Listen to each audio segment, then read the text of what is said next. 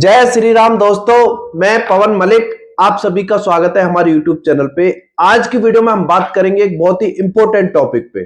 Topic हमारा रहेगा, अगर आपका यमुना एक्सप्रेसवे अथॉरिटी का रेजिडेंशियल प्लॉट है किसी भी सेक्टर में, सेक्टर 18 में, सेक्टर 20 में, सेक्टर 22 में, रजिस्ट्री आपने अपने प्लॉट की करा ली है, आप उस पर कंस्ट्रक्शन कराना चाहते हैं, चाहे मिनिमम कंस्ट्रक्शन या मैक्सिमम कंस्ट्रक्शन आप उस पर कराना चाहते हैं, तो किन किन डॉक्यूमेंट्सों की आपको जरूरत पड़ेगी, किस तरीके से आप मैप पास करा सकते हैं, मैं दिखाऊंगा किस तरीके से मैप पास होता है, किस तरीके से मैप दिखता है पास होने के, जो मैप पास होके आता है अथॉरिटी की तरफ से, आप उस पर कंस्ट्रक्शन कर लेते हैं तो किस तरीके से आपको कंप्लीशन सर्टिफिकेट मिलेगा।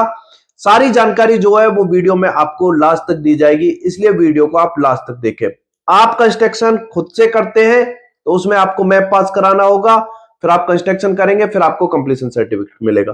किसी बिल्डर से कराते हैं या हमारे थ्रू कराते हैं, जैसा कि आप जानते हैं काफी वीडियो में हम आपको दिखाते हैं वहां का अपडेट कि हमारे काफी कंस्ट्रक्शन वहां पे चल रहे हैं, चाहे 300 मीटर हो, 500 मीटर हो, 1000 हो, तीनों साइजों में हमारे सबसे ज्यादा कंस्ट्रक्शन आज के टाइम पे वहां पे रनिंग में है।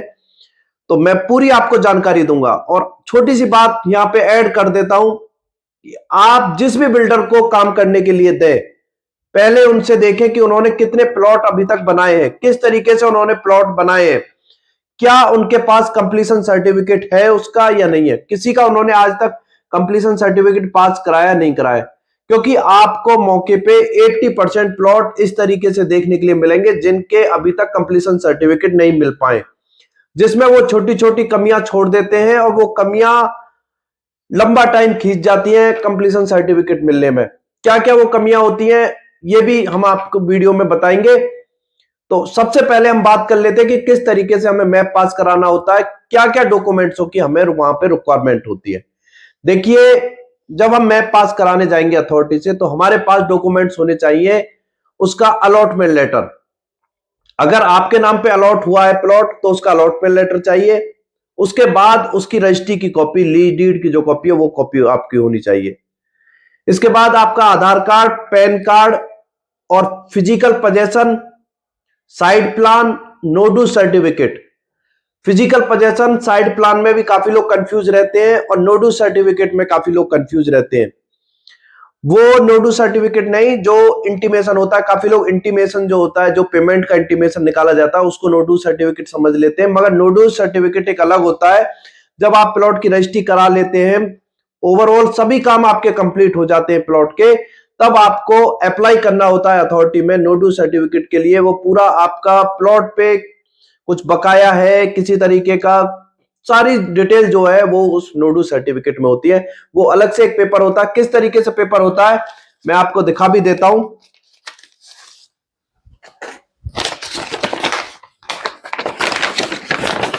इस तरीके का पेपर आपको मिलेगा यमुना एक्सप्रेसवे अथॉरिटी की तरफ से। ये नोडू सर्टिफिकेट है। आप इंटीमेशन को नोडू सर्टिफिकेट ना समझे। कई बार लोग ये सोच लेते हैं कि हमारे पास तो हमने तो सारी पेमेंट कर रखी है, अपने प्लॉट की रजिस्ट्री करा रखी है और हमारे पास तो है नोडू सर्टिफिकेट इंटीमेशन को देख के। और फिजिकल पोजेशन और साइड प्लान, साइड प्लान को कई बार लोग कि हमारे पास फिजिकल सर्टिफिकेट है, आपको फिजिकल सर्टिफिकेट इस तरीके से मिलता है और इसके बाद आपका ये साइड प्लान होता है, ये आपका साइड प्लान होता है इस तरीके से। तो आपके पास ये सभी डॉक्यूमेंट्स होने चाहिए। अब मानिए कि आपने कोई प्लॉट यहां पे परचेज किया है। अब प्लॉट परचेज करने के लिए दो तरीके से यहां पे प्लॉट होते हैं, एक रजिस्टर्ड, एक अनरजिस्टर्ड प्लॉट। अगर आपने अनरजिस्टर्ड प्लॉट परचेज किया है तो आपके पास अलॉटमेंट लेटर के पेपर होने चाहिए। उसके बाद ट्रांसफर लेटर, यानी कि आपने अनरजिस्टर्ड खरीदा तो वो ट्रांसफर हुआ है आपके नाम पे, ट्रांसफर के फिर आपकी रजिस्ट्री की कॉपी, फिर आपके पास फिजिकल पोजेशन, नोडू सर्टिफिकेट, आधार कार्ड, पैन कार्ड और कुछ फोटो, जैसे कि 8-9 फोटो की जरूरत होती है टोटल। मैप में और कंप्लीशन में दोनों में मिला के 9-10 फोटो की रिक्वायरमेंट होती है। तो इस तरीके से आपके पास डॉक्यूमेंट्स होने चाहिए। अगर यहीं पे आपने कोई प्लॉट रजिस्टर्ड खरीदा है तो यहां पे आपके पास अलॉटमेंट लेटर, ट्रांसफर लेटर और पुरानी जो रजिस्ट्री है, जो पुरानी लीज डीड है जो फर्स्ट पार्टी के नाम पे, वो लीज डीड, आपकी रजिस्ट्री की कॉपी और उसके बाद आपके आधार कार्ड, पैन कार्ड और यही फिजिकल पोजेशन, नोडू सर्टिफिकेट वगैरह और आपके फोटो वगैरह, ये सभी होने चाहिए। 2 डीडी इसमें लगते हैं, एक आपका यमुना एक्सप्रेसवे अथॉरिटी के लिए जाता है, वो आपका साइज पे, कितना साइज आप कवर कर रहे हैं उस पे डिपेंड करता है, वो प्लॉट के साइज पे आपका डिपेंड करता है। और एक डीडी आपका यूपी बिल्डर्स के नाम से होता है, जिसमें आप अगर उदाहरण के लिए अगर मिनिमम एरिया कवर कर रहे हैं, तो जैसे आप कंप्लीशन बना रहे हैं, जो मिनिमम एरिया है 112, 13, 14, 15, 120 मीटर तक का एरिया जो हम कवर करते हैं, उसमें आपका 3,400 रुपए का डीडी मैप पास कराने के लिए एडा के लिए बनता है, यमुना एक्सप्रेसवे अथॉरिटी के लिए, और 16,300 रुपए का डीडी आपका यूपी बिल्डर्स के लिए बनता है। तो ये दो डीडी, इसकी प्रॉपर आपको रिसीविंग सारा कुछ मिलता है, वो भी मैं आपको दिखाऊंगा कि किस तरीके से। ये डॉक्यूमेंट्स आपके पास होने चाहिए, तो आप यमुना एक्सप्रेसवे अथॉरिटी से मैप पास करा सकते हैं। अब आप मैप पास कराते हैं, जिस प्लॉट का हमने, एक प्लॉट है हमारे पास, तो उसका हमने किस तरीके से मैप पास कराया ये मैं आपको दिखा देता हूं। इस पेपर के साथ आपको प्रॉपर आपका जो भी आपने मैप दिया है बनने के लिए, उसका डिजाइन होगा। वो डिजाइन किस तरीके से होगा आप देख सकते हैं। इस तरीके से आपको ये मैप देखने के लिए मिलेगा। ये हमारा डिजाइन होगा जो भी हम बनाते हैं, जैसे कि 2 रूम हो गए, एक वॉशरूम हो गया, पीछे 3 मीटर का खाली एरिया हो गया, ये ड्राइंग रूम हो गया, एक किचन हो गया, और यहां से ये आपका रैंप हो गया, यानी कि घर में एंटर करने के लिए रैंप हो गया, ये आपका पार्क हो गया इस तरीके से। तो ये मैप है जो आपको पास होता है, इसमें पूरी गाइडलाइंस वगैरह सारा कुछ इसमें लिखा होता है। इस तरीके से आप देख सकते हैं, ये हमारा मैप पास हो जाता है।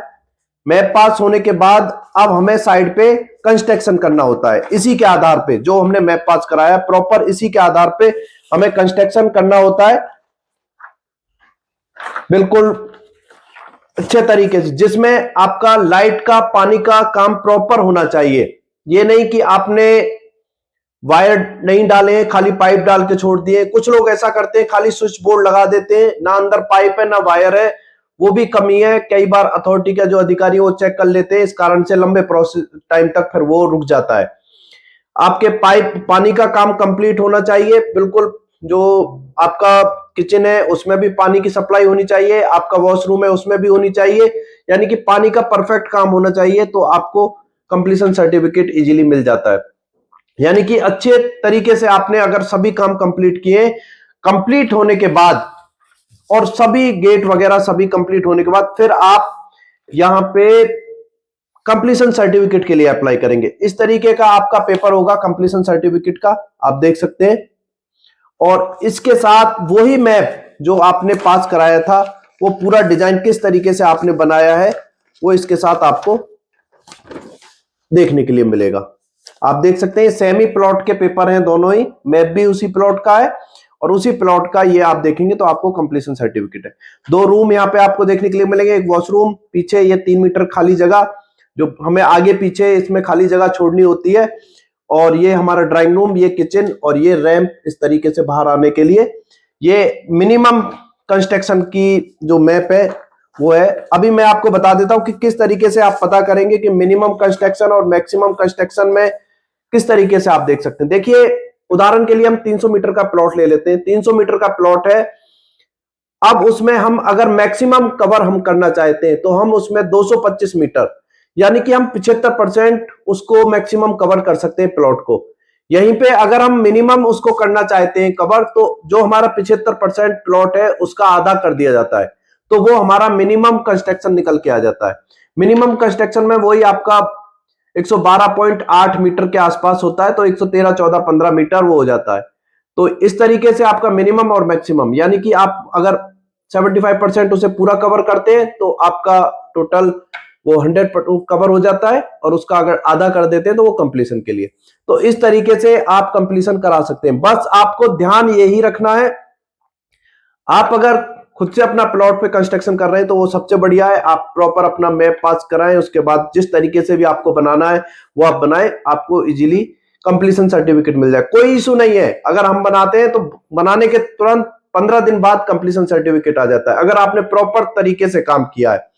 यहीं पे कुछ लोग कमियां छोड़ देते हैं पैसा बचाने के चक्कर में, ऐसा नहीं है, बहुत अच्छे लोग भी वहां पे काम कर रहे हैं, मगर कुछ ऐसे लोग हैं जिनको जानकारी नहीं है, वो काफी कमियां छोड़ देते हैं, इस कारण कंप्लीशन सर्टिफिकेट लंबे टाइम तक के लिए अटक जाता है। और अगर हमें कंप्लीशन हमने बनाया और कंप्लीशन सर्टिफिकेट ही नहीं मिला, तो कोई फायदा नहीं है कंस्ट्रक्शन करने का साइड पे। इस बात का आप ध्यान रखें। तो यही जानकारी आज की वीडियो में देनी थी। इससे रिलेटेड कोई भी आपको जानकारी चाहिए तो आप हमारे ऑफिस आ सकते हैं, जानकारी ले सकते हैं। और आपके पास जैसे कि फिजिकल पोजेशन, नोडू सर्टिफिकेट या फिजिकल पोजेशन से पहले पेपर पोजेशन, इस तरीके के डॉक्यूमेंट्स नहीं है और आप अथॉरिटी के चक्कर नहीं लगाना चाहते बार बार, तो आप हमारे ऑफिस आइए और एक ही दिन में आपको अथॉरिटी से सारे काम आपके करा दिए जाएंगे। आपको बार बार चक्कर लगाने की कोई जरूरत नहीं है और हमें खाली आपसे डॉक्यूमेंट चाहिए। कंस्ट्रक्शन करना, सारे पेपर वर्क कंप्लीट कराना, वो हमारा काम रहेगा। तो यही जानकारी आज की वीडियो में देनी थी। वीडियो अच्छी लगी हो तो वीडियो को लाइक करें और ज्यादा से ज्यादा शेयर करें, उन लोगों के पास शेयर करें जो अपना कंस्ट्रक्शन कराना चाहते हैं, जिनके रजिस्टर्ड प्लॉट है सेक्टर 18, सेक्टर 20 या सेक्टर 22 में, और वो कंस्ट्रक्शन कराना चाहते हैं तो उनके पास आप हमारी वीडियो को शेयर कर सकते हैं। चैनल पर पहली बार आए, चैनल को सब्सक्राइब करें, बेल बटन पर क्लिक करें, जिससे फ्यूचर में हम कोई भी वीडियो अपने चैनल पर अपलोड करते हैं उसका नोटिफिकेशन आपको मिल सके। तो चलिए दोस्तों, जय हिंद, जय भारत।